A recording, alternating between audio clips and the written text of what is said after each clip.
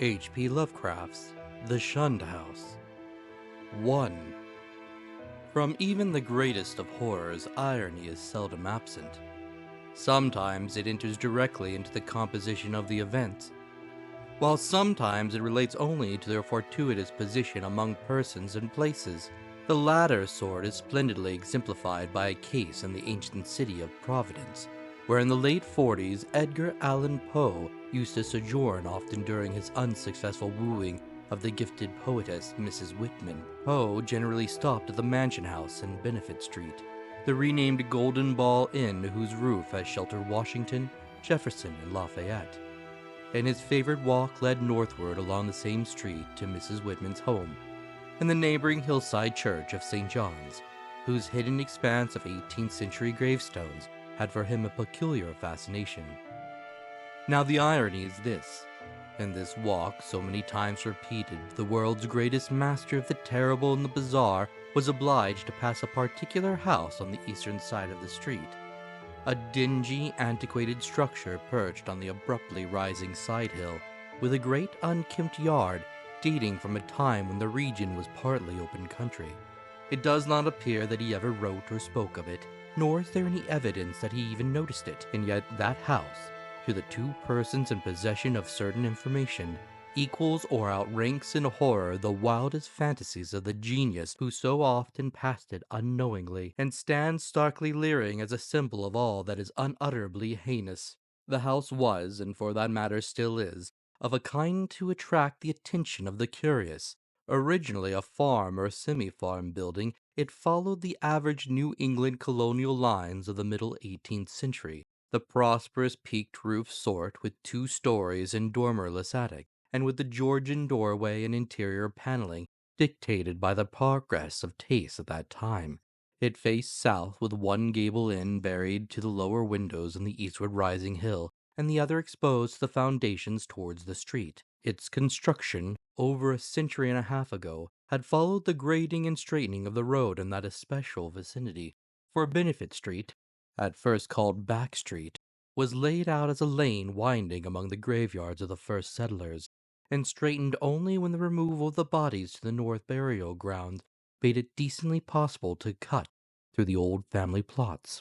At the start, the western wall had lain some 20 feet up a precipitous lawn from the roadway, but a widening of the street at about the time of the Revolution sheared off most of the intervening space, exposing the foundations so that a brick basement wall had to be made, giving the deep cellar a street frontage with door and 2 windows above ground, close to the new line of public travel. When the sidewalk was laid out a century ago, the last of the intervening space was removed, and Poe in his walks must have seen only a sheer ascent of dull gray brick flush with the sidewalk, and surmounted at a height of 10 feet by the antique shingled bulk of the house proper. The farm-like grounds extended back very deeply up the hill, almost to Wheaton Street. The space south of the house, abutting on Benefit Street, was of course greatly above the existing sidewalk level, forming a terrace bounded by a high bank wall of damp, mossy stone pierced by a steep flight of narrow steps which led inward between canyon-like surfaces to the upper regions of the mangy lawn, roomy brick walls, and neglected gardens whose dismantled cement urns, rusted kettles fallen from tripods of knotty sticks, and similar paraphernalia set off the weather-beaten front door with its broken fanlight, rotting Ionic pilasters, and wormy triangular pediment. What I heard in my youth about the Shunned House was merely that people died there in alarmingly great numbers. That, I was told, was why the original owners had moved out some 20 years after building the place. It was plainly unhealthy, perhaps because of the dampness and fungus growing in the cellar, the general sickish smell, the draughts of the hallways, or the quality of the well and pump water. These things were bad enough, and these were all that gained belief among the persons whom I knew. Only the notebooks of my antiquarian uncle, Dr. Elihu Whipple, revealed to me at length the darker, vaguer surmises which formed an undercurrent of folklore among old-time servants and humble folk, surmises which never traveled far, and which were largely forgotten when Providence grew to be a metropolis with a shifting modern population. The general fact is that the house was never regarded by the solid part of the community as in any real sense haunted. There are no widespread tales of rattling chains, cold currents of air, extinguished lights, or faces at the window. Extremists sometimes said the house was unlucky, but that is as far as even they went.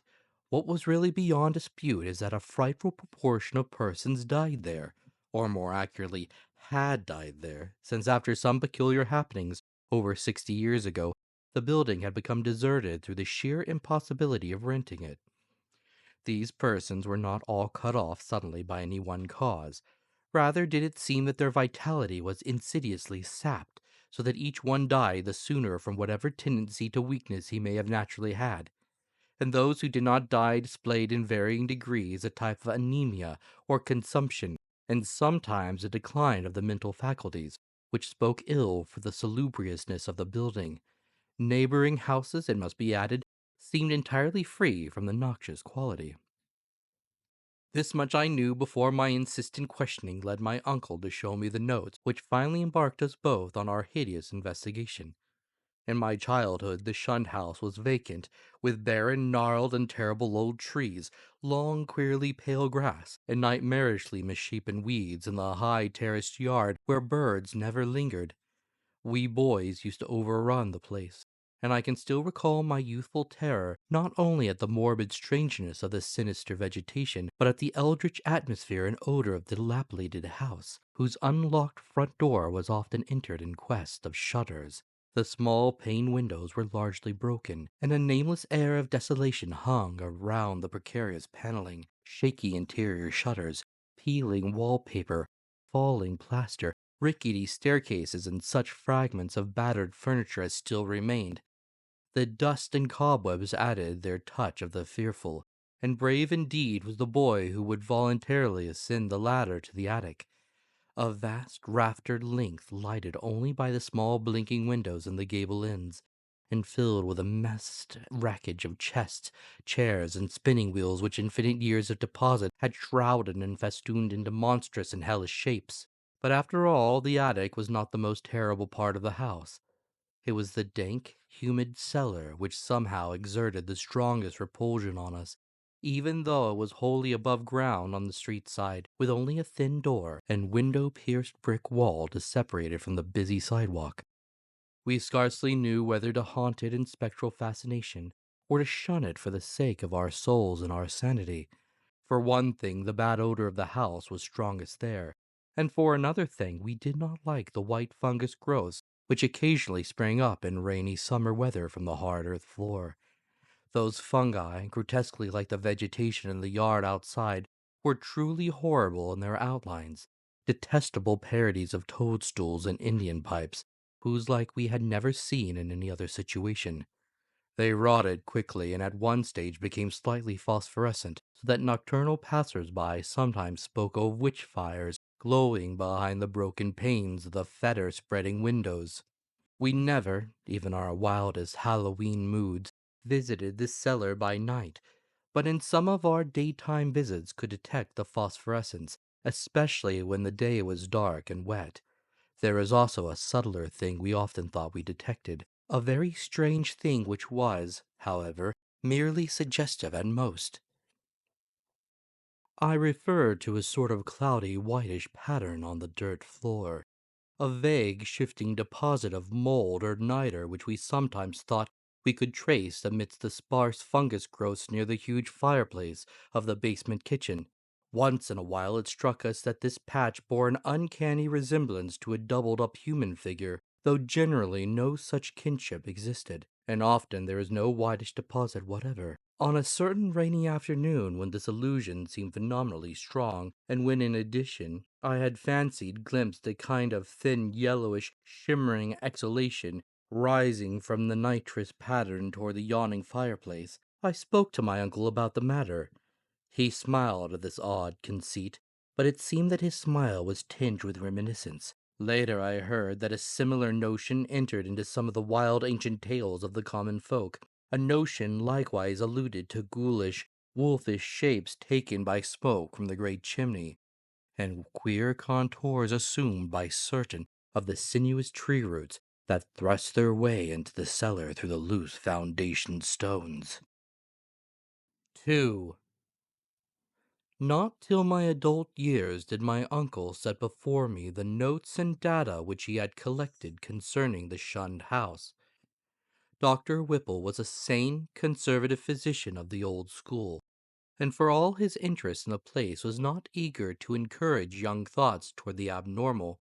His own view, postulating simply a building and location of markedly unsanitary qualities, had nothing to do with abnormality, but he realized that the very picturesqueness which aroused his own interest would, in a boy's fanciful mind, take on all manner of gruesome imaginative associations. The doctor was a bachelor, a white-haired, clean-shaven, old-fashioned gentleman, and a local historian of note, who had often broken a lance with such controversial guardians of tradition as Sidney S. Rider and Thomas W. Bicknell. He lived with one manservant in a Georgian homestead with knocker and iron-railed steps, balanced eerily on a steep ascent of North Court Street, beside the ancient brick court and colony house where his grandfather, a cousin of that celebrated privateersman Captain Whipple, who burnt His Majesty's armed schooner Gaspee in 1772, had voted in the legislature on May 4, 1776, for the independence of Rhode Island colony. Around him in the damp, low-ceiled library with the musty white paneling, heavy carved ornamental, and small-paned, vine-shaded windows were the relics and records of his ancient family, among which were many dubious allusions to the shunned house in Benefit Street. That pest spot lies not far distant, for Benefit runs ledgewise just above the courthouse, along the precipitous hill up which the first settlement climbed. When in the end my insistent pestering and maturing years evoked from my uncle the hoarded lore I sought, there lay before me a strange enough chronicle, long-winded, statistical, and drearily genealogical as some of the matter was. There ran through it a continuous thread of brooding, tenacious horror and preternatural malevolence, which impressed me even more than it had impressed the good doctor. Separate events fitted together uncannily, and seemingly irrelevant details held mines of hideous possibilities. A new and burning curiosity grew in me, compared to which my boyish curiosity was feeble and inchoate. The first revelation led to an exhaustive research, and finally to that shuddering quest which proved so disastrous to myself and mine, for at last my uncle insisted on joining the search I had commenced, and after a certain night in that house he did not come away with me. I am lonely without that gentle soul whose long years were filled only with honor, virtue, good taste, benevolence, and learning. I've reared a marble urn to his memory in St. John's churchyard, the place that Poe loved, the hidden grove of giant willows on the hill, where tombs and headstones huddle quietly between the hoary bulk of the church and houses and bank walls of Benefit Street. The history of the house, opening amidst a maze of dates, revealed no trace of the sinister either about its construction or about the prosperous and honorable family who built it.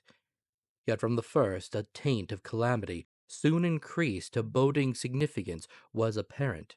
My uncle's carefully compiled record began with the building of the structure in 1763, and followed the theme with an unusual amount of detail. The Shunned House, it seems, was first inhabited by William Harris and his wife Rhoby Dexter, with their children Elkanah, born in 1755, Abigail, born in 1757, William Jr., born in 1759, and Ruth, born in 1761. Harris was a substantial merchant and seaman in the West India trade, connected with the firm of Obadiah Brown and his nephews. After Brown's death in 1761, the new firm of Nicholas Brown and Company made him master of the brig Prudence, Providence built, of 120 tons, thus enabling him to erect the new homestead he had desired ever since his marriage. The site he had chosen, a recent straightened part of the new and fashionable back street, which ran along the side of the hill above crowded Cheapside, was all that could be wished, and the building did justice to the location. It was the best that moderate means could afford, and Harris hastened to move in before the birth of a fifth child which the family expected. That child, a boy, came in December, but was stillborn. Nor was any child to be born alive in that house for a century and a half. The next April, sickness occurred among the children, and Abigail and Ruth died before the month was over. Dr. Job Ives diagnosed the trouble as some infantile fever, though others declared it was more of a mere wasting away or decline. It seemed, in any event, to be contagious, for Hannah Bowen, one of the two servants, died of it in the following June. Eli Littison, the other servant, constantly complained of weakness, and would have returned to his father's farm in Rehoboth but for a sudden attachment to Metabel Pierce, who was hired to succeed Hannah. He died the next year. A sad year indeed, since it marked the death of William Harris himself, enfeebled as he was by the climate of Martinique, where his occupation had kept him for considerable periods during the preceding decade. The widowed Roby Harris never recovered from the shock of her husband's death, and the passing of her firstborn, Elkanah, 2 years later, was the final blow to her reason. In 1768 she fell victim to a mild form of insanity, and was thereafter confined to the upper part of the house, her elder maiden sister, Mercy Dexter, having moved in to take charge of the family. Mercy was a play, raw-boned woman of great strength, but her health visibly declined from the time of her advent. She was greatly devoted to her unfortunate sister, and had an especial affection for her only surviving nephew, William, who from a sturdy infant had become a sickly, spindled lad. In this year the servant Mehetabel died, and the other servant, Preserved Smith, left without coherent explanation, or at least with only some wild tales and a complaint that he disliked the smell of the place. For a time Mercy could secure no more help, since the 7 deaths in case of madness, all occurring within 5 years' space, had begun to set in motion the body of fireside rumor which later became so bizarre. Ultimately, however, she obtained new servants from out of town. Anne White, a morose woman from that part of North Kingston now set off as the township of Exeter, and a capable Boston man named Zenas Lowe. It was Anne White who first gave definite shape to the sinister idle talk. Mercy should have known better than to hire anyone from the Nose Neck Hill country, for that remote bit of backwoods was then, as now, a seat of the most uncomfortable superstitions. As lately as 1892, an Exeter community exhumed a dead body and ceremoniously burnt its heart in order to prevent certain alleged visitations injurious to the public health and peace. And one may imagine the point of view of the same section in 1768. Anne's tongue was perniciously active, and within a few months Mercy discharged her, filling her place with a faithful and amiable Amazon from Newport, Maria Robbins. Meanwhile, poor Roby Harris, in her madness, gave voice to dreams and imaginings of the most hideous sort. At times her screams became insupportable, and for long periods she would utter shrieking horrors which necessitated her son's temporary residence with his cousin, Peleg Harris, in Presbyterian Lane near the new college building. The boy would seem to improve after these visits, and had Mercy been as wise as she was well-meaning, she would have let him live permanently with Peleg. Just what Mrs. Harris cried out in her fits of violence, tradition hesitates to say, or rather presents such extravagant accounts that they nullify themselves through sheer absurdity. Certainly it sounds absurd to hear that a woman educated only in the rudiments of French often shouted for hours in a coarse and idiomatic form of the language, or that the same person, alone and guarded, complained wildly of a staring thing which bit and chewed at her. In 1772 the servant Zenas died, and when Mrs. Harris heard of it she laughed with a shocking delight utterly foreign to her.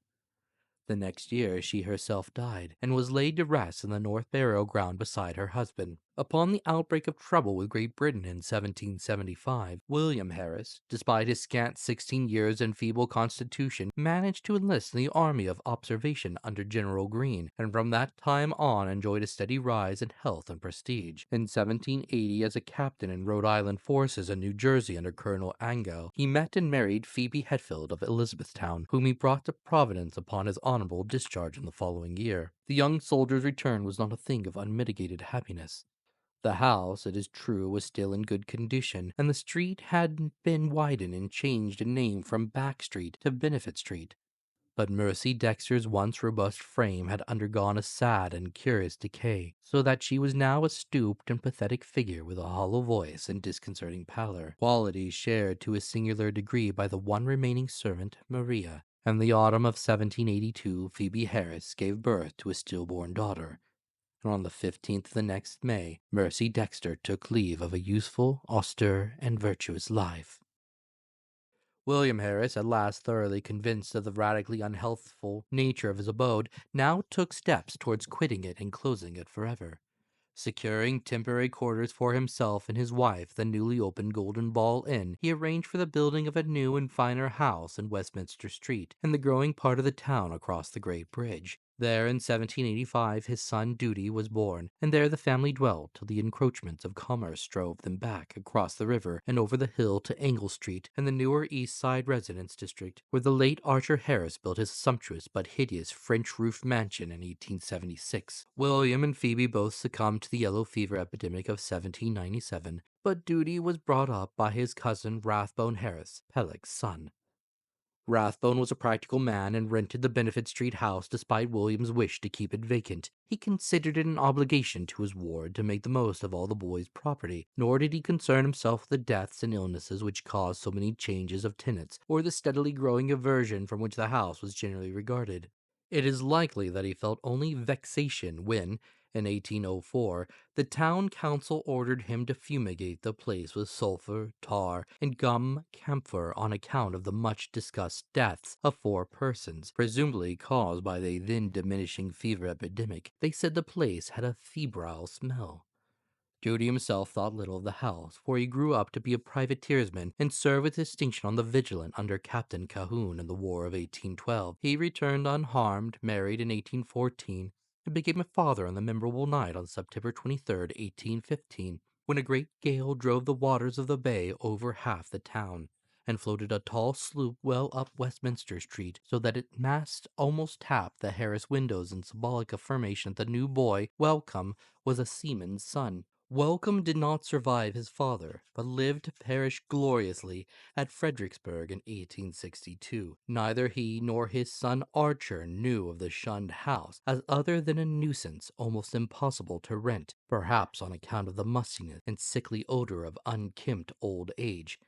Indeed, it never was rented after a series of deaths culminating in 1861, which the excitement of the war tended to throw into obscurity.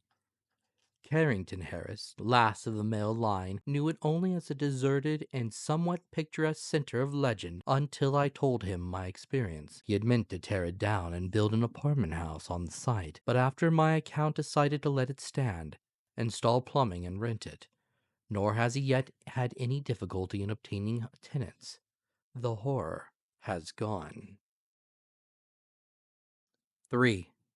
It may well be imagined how powerfully I was affected by the annals of the Harrises. In this continuous record there seemed to me to brood a persistent evil beyond anything in nature as I had known it, an evil clearly connected with the house and not with the family. This impression was confirmed by my uncle's less systematic array of miscellaneous data, legends transcribed from servant gossip, cuttings from the papers, copies of death certificates by fellow physicians, and the like. All of this material I cannot hope to give, for my uncle was a tireless antiquarian and very deeply interested in the Shunned House, but I may refer to several dominant points which earn notice by their recurrence through many reports from diverse sources. For example, the servant gossip was practically unanimous in attributing to the fungus and malodorous cellar of the house a vast supremacy and evil influence. There had been servants, and white especially, who would not use the cellar kitchen, and at least 3 well-defined legends bore upon the queer quasi-human or diabolic outlines assumed by tree roots and patches of mold in that region. These later narratives interested me profoundly, on account of what I had seen in my boyhood, but I felt that most of the significance had in each case been largely obscured by additions from the common stock of local ghost lore. And White,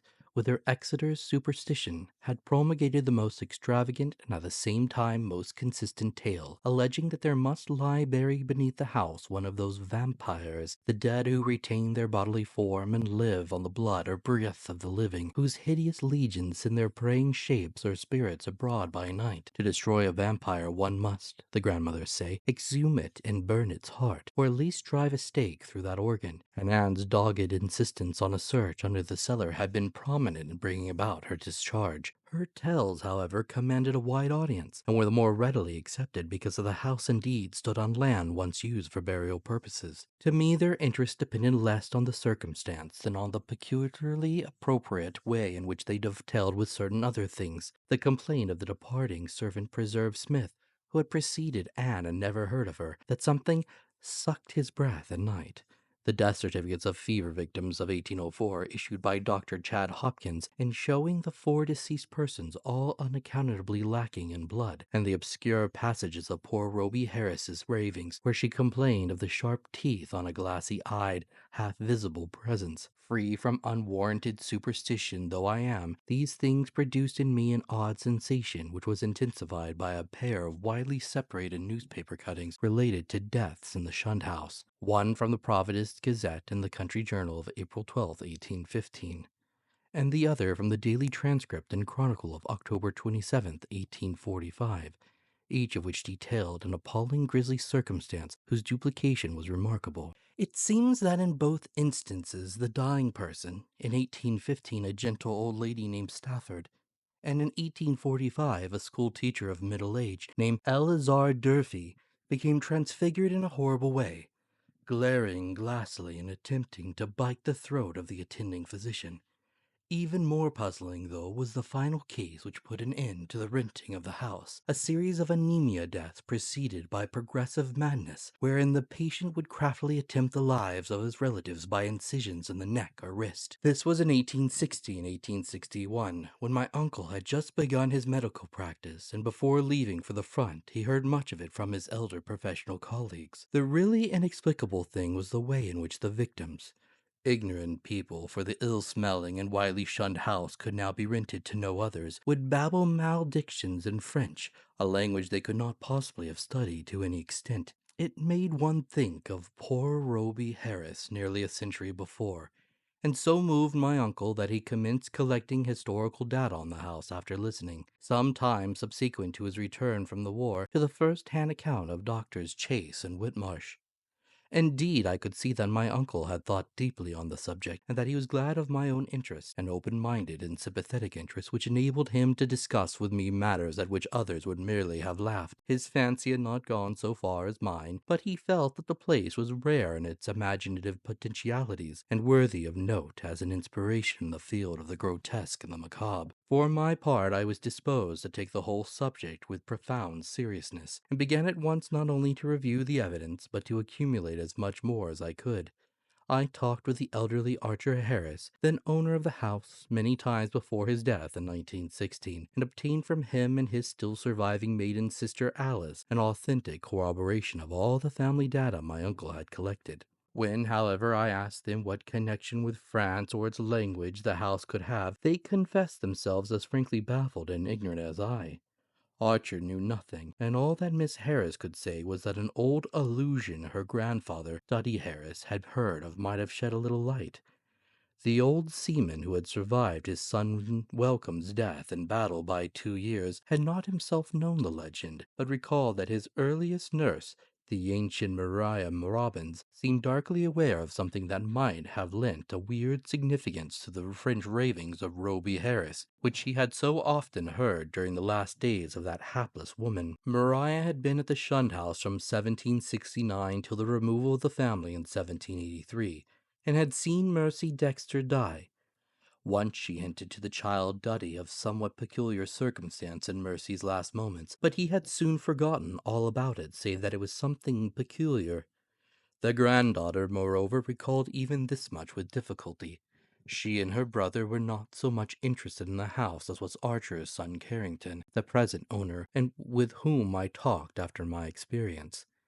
Having exhausted the Harris family of all the information it could furnish, I turned my attention to early town records and deeds with a zeal more penetrating than that which my uncle had occasionally shown in the same work. What I wished was a comprehensive history of the site from its very settlement in 1636, or even before, if any Narragansett Indian legend could be unearthed to supply the data. I found at the start that the land had been part of the long strip of home lot granted originally to John Throckmorton, one of the many similar strips beginning at the town street beside the river and extending up over the hill to a line roughly corresponding with modern Hope Street. The Throckmorton lot had later, of course, been much subdivided, and I became very assiduous in tracing that section through which Back or Benefit Street was later run. It had, a rumor indeed said, been the Throckmorton graveyard, but as I examined the records more carefully, I found that the graves had all been transferred at an early date to the North Burial Ground. on the Pawtucket West Road. Then suddenly I came, by a rare piece of chance, since it was not in the main body of records and might easily have been missed, upon something which aroused my keenest eagerness. Fitted in as it did with several of the queerest phases of the affair, it was the record of a lease in 1697 of a small tract of ground to an Echine Roulet and his wife. At last the French element had appeared, that and another deeper element of horror which the name conjured up from the darkest recesses of my weird and heterogeneous readings, and I feverishly studied the platting of the locality as it had been before the cutting through and partial straightening of Back Street between 1747 and 1758. I found what I had half expected, that where the Shunned House now stood the Roulets had laid out their graveyard behind a one-story and attic cottage, and that no record of any transfer of graves existed. The document, indeed, ended in much confusion, and I was forced to ransack both the Rhode Island Historical Society and Shepley Library before I could find a local door which the name Echine Roulet would unlock. In the end, I did find something of such vague but monstrous import that I set about at once to examine the cellar of the Shunned House itself with a new and exciting minuteness. The Roulets, it seemed, had come in 1696 from East Greenwich, down the west shore of Narragansett Bay. They were Huguenots from Calde, and had encountered much opposition before the Providence selectmen allowed them to settle in the town. Unpopularity had dogged them in East Greenwich, whither they had come in 1686, after the revocation of the Edict of Nantes, and rumor said that the cause of dislike extended beyond mere racial and national prejudice, or the land disputes which involved other French settlers with the English, and rivalries which not even the Governor Montrose could quell. But their ardent Protestantism, too ardent some whispered, and their evident distress when virtually driven from the village down the bay, had moved the sympathy of the town fathers. Here the strangers had been granted a haven, and the swarthy Echine Roulet, less apt at agriculture than at reading queer books and drawing queer diagrams, was given a clerical post in the warehouse at Pardon Tillinghast Wharf, far south in Town Street.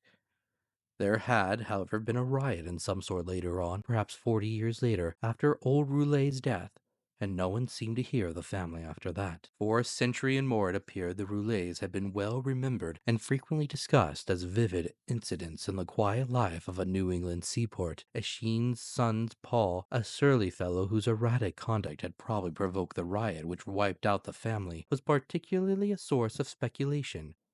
And though Providence never shared the witchcraft panics of your Puritan neighbors, it was freely intimated by old wives that his prayers were neither uttered at the proper time nor directed towards the proper object. All this had undoubtedly formed the basis of the legend known by old Maria Robbins. What relation it had to the French ravings of Roby Harris and other inhabitants of the Shunned House, imagination or future discovery alone could determine. I wondered how many of those who had known the legends realized that additional link with the terrible which my wide reading had given me, that ominous item in the annals of morbid horror which tells of the creature Jacques Roulet of Calde, who in 1598 was condemned to death as a demoniac, but afterwards saved from the stake by the Paris Parliament and shut in a madhouse. He had been covered with blood and shreds of flesh in a wood, shortly after the killing and rending of a boy by a pair of wolves. One wolf was seen to lope away unhurt. Surely a pretty hearthside tale, with a queer significance as to name and place. But I decided that the Providence gossips could not have generally known it. Had they known, the coincidence of names would have brought some drastic and frightening action. Indeed, might not its limited whisperings have precipitated the final riot which erased the Roulets from the town?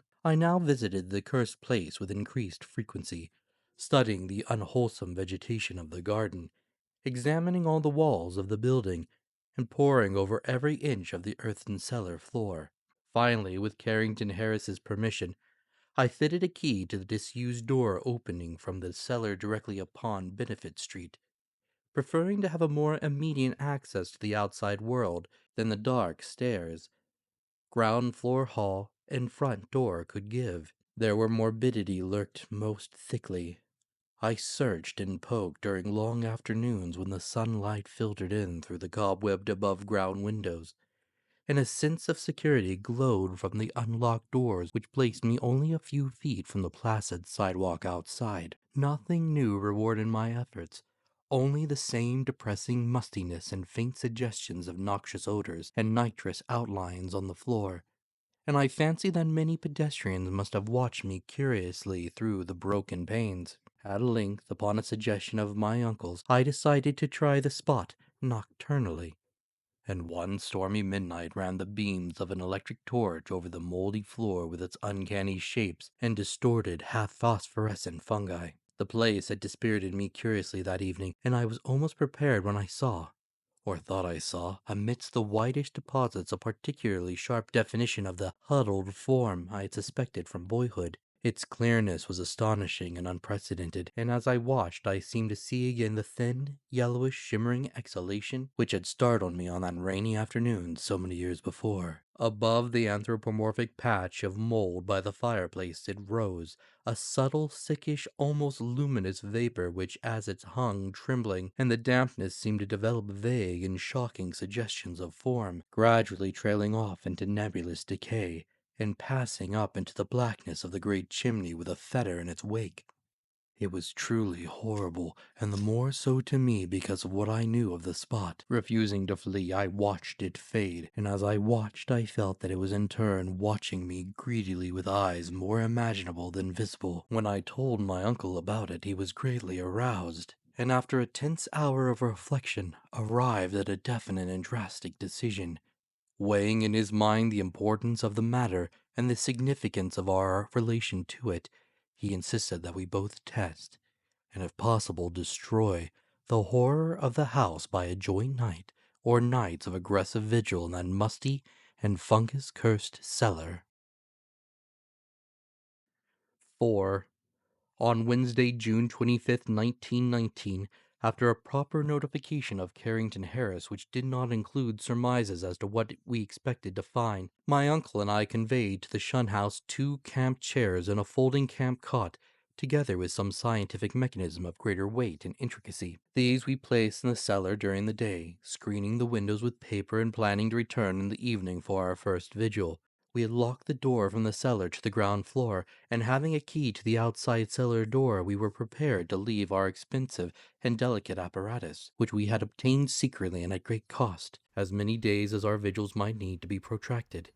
It was our design to sit up together till very late, and then watch singly till dawn in 2-hour stretches, myself first and then my companion, the inactive member, resting on the cot. The natural leadership with which my uncle procured the instruments from the laboratories of Brown University and the Cranston Street Armory, and instinctively assumed direction of our venture, was a marvelous commentary on the potential vitality and resilience of a man of 81. Elihu Whipple had lived according to the hygienic laws he had preached as a physician, and but for what happened later would be here in full vigor today. Only 2 persons suspect what did happen, Carrington Harris and myself. I had to tell Harris because he owned the house and deserved to know what had gone out. Then, too, we had spoken to him in advance of our quest, and I felt after my uncle's going that he would understand and assist me in some vitally necessary public explanations. He turned very pale, but agreed to help me, and decided that it would now be safe to rent the house. To declare that we were not nervous on that rainy night of watching would be an exaggeration both gross and ridiculous. We were not, as I have said, in any sense childishly superstitious. But the scientific study and reflection had taught us that the known universe of 3 dimensions embraces the merest fraction of the whole cosmos of substance and energy. In this case, an overwhelming preponderance of evidence from numerous authentic sources pointed to the tenacious existence of certain forces of great power, and, so far as the human point of view is concerned, exceptional malignancy. To say that we actually believed in vampires or werewolves would be a carelessly inclusive statement. Rather must it be said that we were not prepared to deny the possibility of certain unfamiliar and unclassified modifications of vital force and attenuated matter, existing very infrequently in 3-dimensional space because of its more intimate connection with other spatial units, yet close enough to the boundary of our own to furnish us occasional manifestations which we, for lack of proper vantage point, may never hope to understand. In short, it seemed to my uncle and me that an incontrovertible array of facts pointed to some lingering influence in the Shunned House. traceable to one or another of the ill-favored French settlers of 2 centuries before, and still operative through rare and unknown laws of atomic and electronic motion. That the family of Roulet had possessed an abnormal affinity for outer circles of entity, dark spheres which for normal folk hold only repulsion and terror, their recorded history seemed to prove, had not then the riots of those bygone 1730s set moving certain kinetic patterns in the morbid brain of one or more of them, notably the sinister Paul Roulet, which obscurely survived the bodies murdered and buried by the mob, and continued to function in some multiple dimension space along the original lines of force, determined by a frantic hatred of the encroaching community. Such a thing was surely not a physical or biochemical impossibility in the light of a newer science, which includes the theories of relativity and intra-atomic action. One might easily imagine an alien nucleus of substance or energy, formless or otherwise, kept alive by imperceptible or immaterial subtractions from the life force or bodily tissues and fluids of other and more palpably living things, into which it penetrates and with whose fabric it sometimes completely merges itself. It might be actively hostile, or it might be dictated merely by blind motives of self-preservation. In any case, such a monster must of necessity be in our scheme of things an anomaly and an intruder, whose extirpation forms a primary duty with every man not an enemy to the world's life, health, and sanity. What baffled us was our utter ignorance of the aspect in which we might encounter the thing. No sane person had even seen it, and few had ever felt it definitely. It might be pure energy, a form ethereal and outside the realm of substance, or it might be partly material, some unknown and equivocal mass of plasticity capable of changing at will to nebulous approximations of the solid, liquid, gaseous, or tenuously unparticulated states. The anthropomorphic patch of mold on the floor, the form of the yellowish vapor, and the curvature of the tree roots in some of the old tales all argued at least a remote and remittent connection with a human shape, but how representative or permanent that similarity might be, none could say with any kind of certainty. We had devised 2 weapons to fight it: a large and specially fitted Crookes tube operated by powerful storage batteries and provided with peculiar screens and reflectors, in case it proved intangible and opposable only by vigorously destructive ether radiations, and a pair of military flamethrowers of the sort used in the World War, in case it proved partly material and susceptible of mechanical destruction, for like the superstitious Exeter rustics, we were prepared to burn the thing's heart out if heart existed to burn. All this aggressive mechanisms we set in the cellar in positions carefully arranged, with reference to the cot and chairs, and to the spot before the fireplace where the mold had taken strange shapes. That suggestive patch, by the way, was only faintly visible when we placed our furniture and instruments, and when we returned that evening for the actual vigil. For a moment I half doubted that I ever seen it in the more definitely limbed form. But then I thought of the legends. Our cellar vigil began at 10 p.m., daylight saving time, and as it continued we found no promise of pertinent development. A weak filtered glow from the rain-harassed street lamps outside, and a feeble phosphorescence from the detestable fungi within, showed the dripping stone of the walls from which all traces of whitewash had vanished, the dank, fetid, and mildew-tainted hard earth floor with its obscene fungi, the rotting remains of what had been stools, chairs, and tables, and other more shapeless furniture, the heavy planks and massive beams of the ground floor overhead, the decrepit plank doors leading to bins and chambers beneath other parts of the house, the crumbling stone staircase with ruined wooden handrail and crude and cavernous fireplace of blackened brick, where rusted iron fragments revealed the past presence of hooks, andirons, spit, crane, and a door to the Dutch oven. These things and our austere cot and camp chairs and the heavy and intricate destructive machinery we had brought. We had, as in my own former explorations, left the door to the street unlocked so that a direct and practical path of escape might lie open in case of manifestations beyond our power to deal with. It was our idea that our continued nocturnal presence would call forth whatever malign entity lurked there, and that being prepared we could dispose of the thing with one or the other of our provided means as soon as we had recognized and observed it sufficiently. How long it might require to evoke and extinguish the thing we had no notion. It occurred to us, too, that our venture was far from safe, for in what strength the thing might appear no one could tell. But we deemed the game worth the hazard, and embarked on it alone and unhesitatingly, conscious that the seeking of outside aid would only expose us to ridicule and perhaps defeat our entire purpose. Such was our frame of mind as we talked, far into the night, till my uncle's growing drowsiness made me remind him to lie down for his 2 hours' sleep. Something like fear chilled me as I sat there in the small hours alone. I say alone, for one who sits by his sleeper is indeed alone, perhaps more alone than he can realize. My uncle breathed heavily, his deep inhalations and exhalations accompanied by the rain outside, and punctuated by another nerve-wracking sound of distant dripping water within. For the house was oppressively damp, even in dry weather, and in this storm positively swamp-like. I studied the loose, antique masonry of the walls in the fungus light, and the feeble rays which stole in from the street through the screened windows. And once, when the noisome atmosphere of the place seemed about to sicken me, I opened the door and looked up and down the street, feasting my eyes on familiar sights and my nostrils on the wholesome air. Still nothing occurred to reward my watching, and I yawned repeatedly, fatigue getting the better of apprehension. Then the stirring of my uncle in his sleep attracted my notice. He had turned restlessly on the cot several times during the latter half of the first hour, but now he was breathing with unusual irregularity, occasionally heaving a sigh which held more than a few of the qualities of a choking moan. I turned my electric flashlight on him and found his face averted.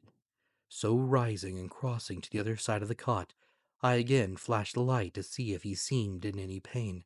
What I saw unnerved me most surprisingly, considering its relative triviality.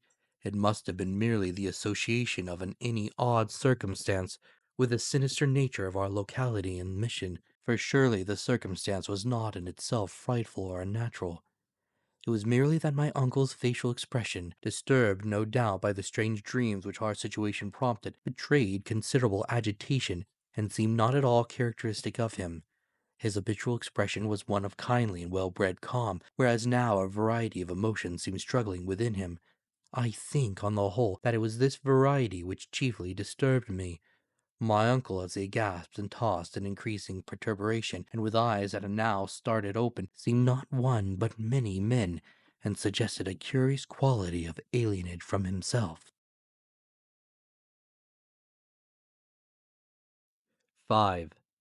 I'd been lying with my face away from my uncle's chair, so that in this sudden flash of awakening I saw only the door to the street, the more northerly window, and the wall and floor and ceiling toward the north of the room, all photographed with morbid vividness on my brain, in a light brighter than the glow of the fungi or the rays from the street outside. It was not a strong or even a fairly strong light, certainly not nearly strong enough to read an average book by, but it cast shadow of myself and the cot on the floor, and had a yellowish penetrating force that hinted at things more potent than luminosity.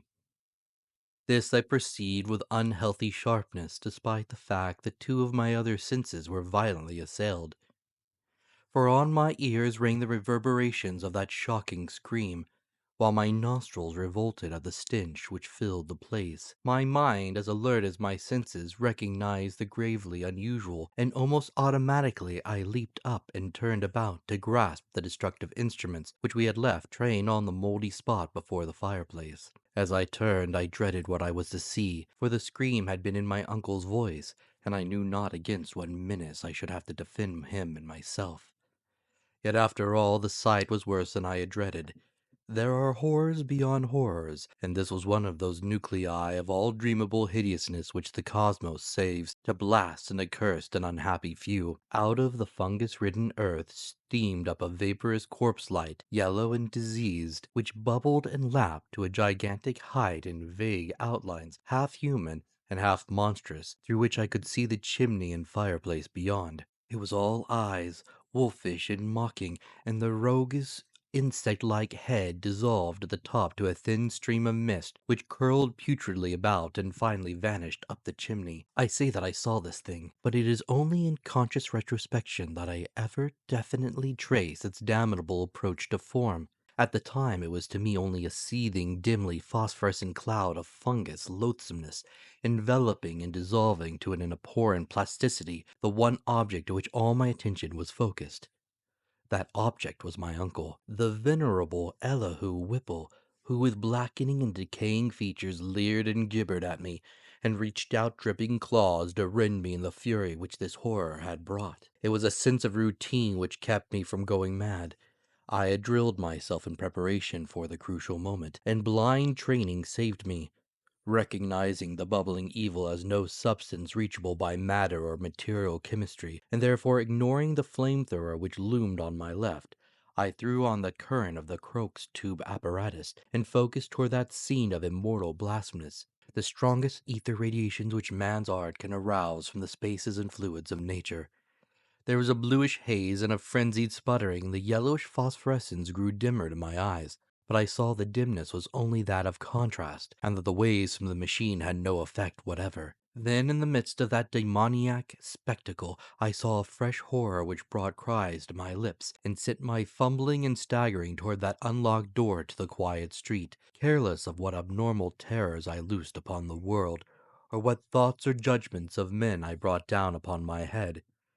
In that dim blend of blue and yellow, the form of my uncle had commenced a nauseous liquefaction, whose essence eludes all description, and which there displayed across his vanishing face such changes of identity as only madness can conceive. He was at once a devil and a multitude, a charnel house and a pageant, lit by the mixed and uncertain beams. That gelatinous face assumed a dozen, a score, 100 aspects, grinning as it sank to the ground on a body that melted like tallow, in the caricatured likeness of legions, strange and yet not strange. I saw the features of the Harris line, masculine and feminine, adult and infantile, and other features old and young, coarse and refined, familiar and unfamiliar.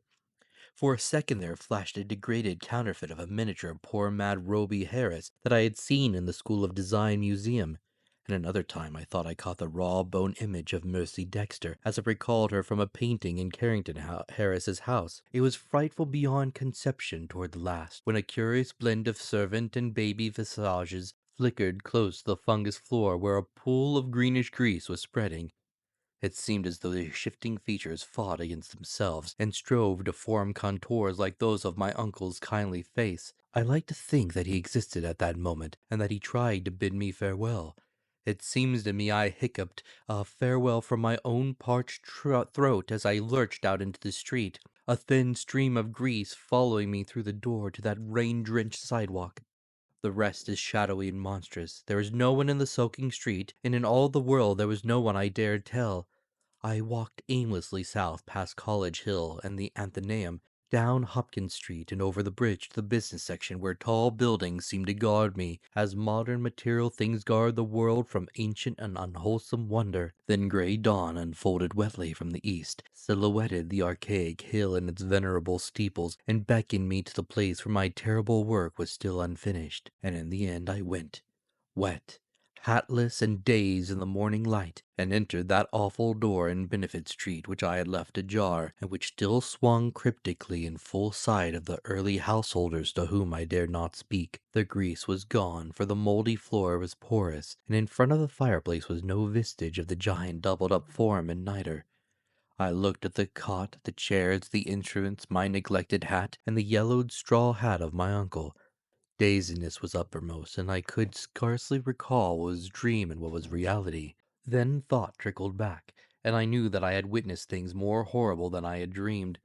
Sitting down, I tried to conjecture as nearly as sanity would let me just what had happened, and how I might end the horror, if indeed it had been real. Matter it seemed not to be, nor ether, nor anything else conceivable by mortal mind. What then but some exotic emanation, some vampirish vapor, such as Exeter rustics tell of us lurking over certain churchyards? This I felt was the clue, and again I looked at the floor before the fireplace where the mold and niter had taken strange forms. In 10 minutes my mind was made up, and taking my hat I set out for home, where I bathed, ate, and gave by telephone an order for a pickaxe, a spade, a military gas mask, and 6 carboys of sulphuric acid, all to be delivered the next morning at the cellar door of the Shunned House in Benefit Street. After that I tried to sleep, and failing past the hours in reading and in the composition of inane verses to counteract my mood. At 11 a.m. the next day I commenced digging. It was sunny weather, and I was glad of that. I was still alone, for as much as I feared the unknown horror I sought, there is more fear in the thought of telling anybody. Later I told Harris only through sheer necessity, and because he had heard odd tales from old people which disposed him ever so little towards belief. As I turned up the stinking black earth in front of the fireplace, my spade causing a viscous yellow ichor to ooze from the white fungi which it severed, I trembled at the dubious thoughts of what I might uncover. Some secrets of inner earth are not good for mankind, and this seemed to me one of them. My hand shook perceptibly, but still I delved. After a while, standing in the large hole I had made, with the deepening of the hole, which was about 6 feet square, the evil smell increased, and I lost all doubt of my imminent contact with the hellish thing whose emanations had cursed the house for over a century and a half. I wondered what it would look like, what its form and substance would be, and how big it might have waxed through long ages of life sucking. At length I climbed out of the hole and dispersed the heaped up dirt, then arranged the great carboils of acid around and near to two sides, so that when necessary I might empty them all down the aperture in quick succession. After that I dumped earth only along the other two sides, working more slowly and donning my gas mask as the smell grew. I was nearly unnerved at my proximity to a nameless thing at the bottom of a pit. Suddenly my spade struck something softer than earth. I shuddered and made a motion as if to climb out of the hole, which was now as deep as my neck.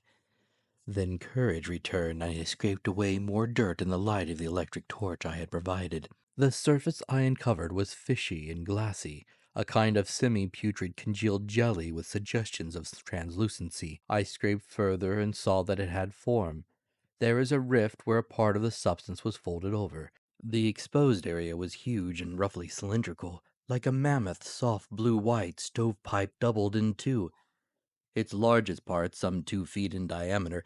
Still more I scraped, and then abruptly I leaped out of the hole and away from the filthy thing, frantically and unstopping, and tilting the heavy carboils, and precipitating the corrosive contents one after another down that charnel gulf, and upon the unthinkable abnormality whose Titan elbow I had seen. The blinding maelstrom of greenish-yellow vapor which surged tempestuously up from that hole as the floods of acid descended will never leave my memory. All along the hill people tell of the yellow day when violent and horrible fumes arose from the factory waste dump in the Providence River, but I know how mistaken they are to the source. They tell, too, of the hideous roar which at the same time came from some disordered water pipe or gas main underground. But again I could correct them if I dared. It was unspeakably shocking, and I do not see how I lived through it. I did faint after emptying the fourth carboy, which I had to handle after the fumes had begun to penetrate my mask, but when I recovered I saw that the hole was emitting no fresh vapors. The two remaining carboys I emptied down without particular result, and after a time I felt it safe to shovel the earth back into the pit. It was twilight before I was done, but fear had gone out of the place. The dampness was less fetid, and all the strange fungi had withered to a kind of harmless grayish powder which blew ash-like along the floor. One of earth's nethermost terrors had perished forever, and if there be a hell, it had received at last the daemon's soul of an unhallowed thing. And as I patted down the last spadeful of mold, I shed the first of the many tears with which I had paid unaffected tribute to my beloved uncle's memory. The next spring, no more pale grass and strange weeds came up from the Shunned House's terrace garden, and shortly afterwards Carrington Harris rented the place. It is still spectral, but its strangeness fascinates me. I shall find mixed with my relief a queer regret when it is torn down to make way to a tawdry shop or vulgar apartment building. The barren old trees in the yard have begun to bear small, sweet apples, and last year the birds nested in their gnarled boughs. The shadows lengthen, and our time in the haunted past draws to an end, but the echoes of eldritch horrors linger still. Thank you for joining me in this chilling descent into the dark visions of H.P. Lovecraft.